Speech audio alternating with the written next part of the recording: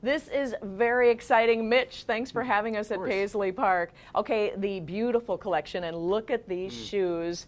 Goes on exhibit Friday. Right. You're giving us a preview. Can you tell me about some of Prince's shoes here? Because this is amazing. There's stories on every one of these. Every single pair has a story, no doubt. But since we're here, why don't we take a look at these? So Prince obviously was a relentless performer, and this is a great example of that because these shoes here show the wear.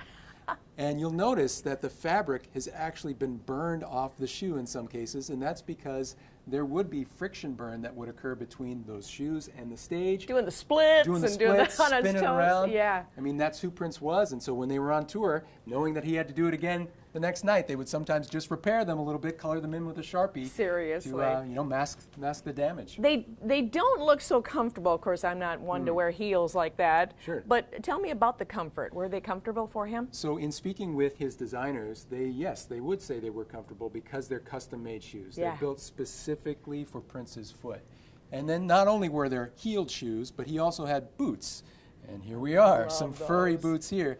These are actually relevant right now because these were boots that Prince was wearing during his 2010 Welcome to America tour, which he did record an album in conjunction with that tour. However, he never released it.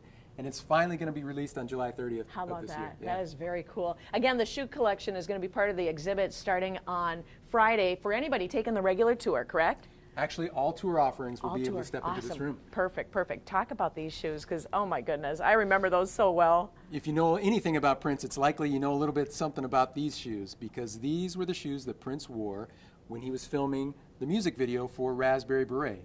And he did have a matching suit, of course, in conjunction with his shoes, as he often did. Nearly every outfit Prince ever owned was custom made for him.